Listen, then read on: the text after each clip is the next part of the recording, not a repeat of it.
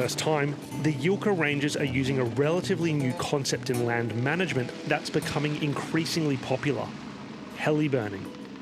It's not to unlock, it's to protect sections of bushland that have sandalwood.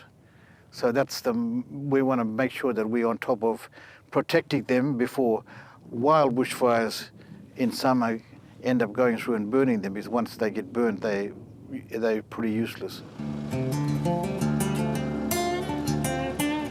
Cosmo Newbury sits on Yilka country, more than 12,000 square kilometres of scrub ground thick with spinifex, mulga and lucrative sandalwood trees.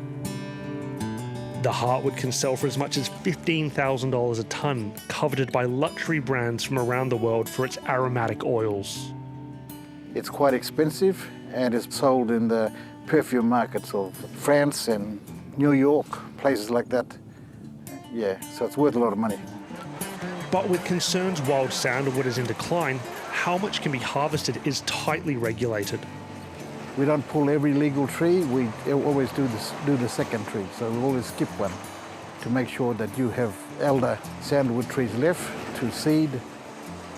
On Yilka country, the rangers can remove up to 60 tonnes from the land each year. But caps on harvesting are only one way they ensure the plant survives. Sandalwood only grows where the mulga is, and so we need to protect the mulga and the sandalwood. For generations, rangers have been using ground burns to protect parcels of trees. But heli burning allows them to reach more remote parts of the country. The helicopter is an ideal machine for that. You can get from A to B really quickly and get an efficient job done fast.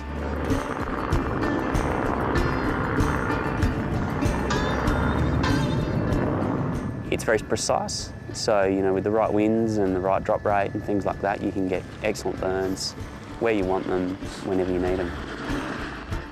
So, what you got? This is the machine for the helicopter. So inside here, these are your capsules, and inside here are little crystals. When you mix this one with these crystals, that's what makes it water. What this machine does is it does that for us safely in the helicopter. That's all it does. It doesn't do anything else. That's its whole job, is to mix this stuff with that stuff in the helicopter in a way that keeps us safe. But before they take to the skies, the rangers must be trained to use the equipment that will ignite the desert floor. And then when you press the go button, the machine will just run tick, tick, tick, tick by itself, and you just wait, and when you're ready to stop, you go stop. 1, keep going. 2, keep going. 3, keep going. 4, keep going. 5, thanks mate. There we go, that's more like it. Before we do a flight, we make sure we get 5 of those. We test it, because we don't want to get up in a helicopter, fly around for 2 hours and not make any worry, So.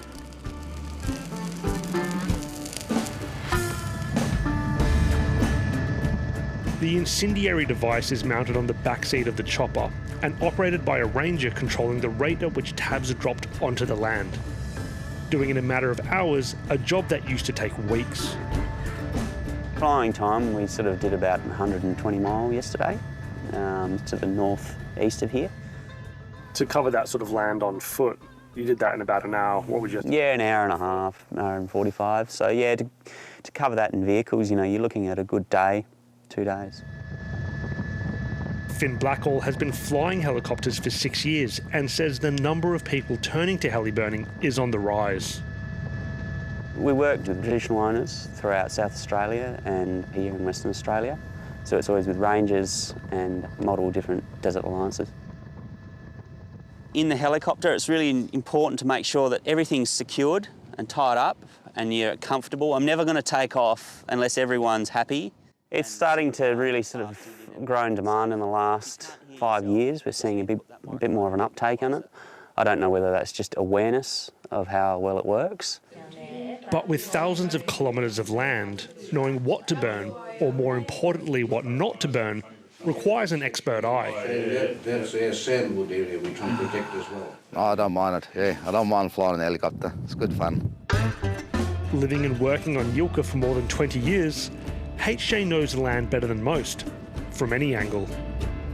My role in this year's burn-off in with the helicopter role is being the navigator. So I help navigate where we're going to decide where we're burning and what burning. So up in there, I'm trying to do fire breaks, if you get what I mean. Trying to protect and do it so it's, in a way, it's trying to prevent larger fires. So we're trying to do smaller fires instead of larger fires.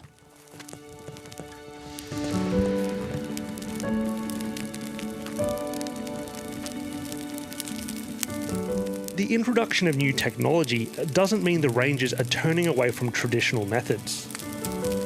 This morning we've been doing a burn just to protect the area behind us is like a sandalwood area, so it's an important part for the Yilka people to protect that resource. While rangers up above create fire breaks across a sea of spinifex, those on the ground are carrying out more precise cool burns. Because sandalwood is a parasite, they'll need another tree to grow, so we'll generally find them in the mulga areas. So this is sort of like a bit of a thicket with mulga and sandalwood.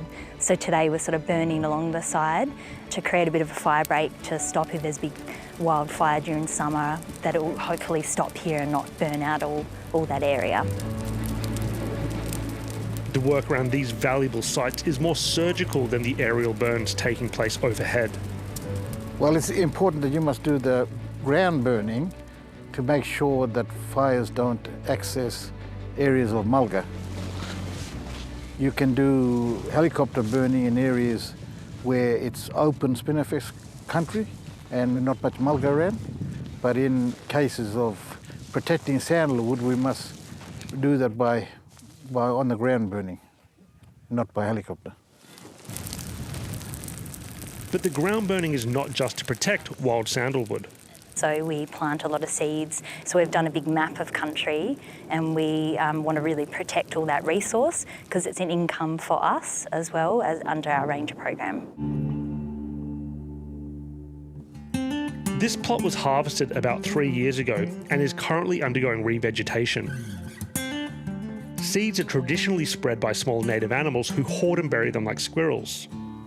But with the number of native fauna in the region on the decline, cultivation here is being done by hand.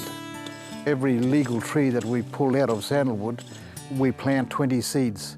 So we are actually doing it by human control, not by mammal control, and making sure that tree will be replaced. So this area, we wouldn't wait 50 years to come here.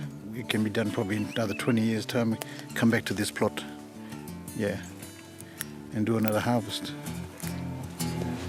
The hope here is that by taking a sustainable and proactive approach, the rangers can stop the decline of native sandalwood trees and protect the resource well into the future.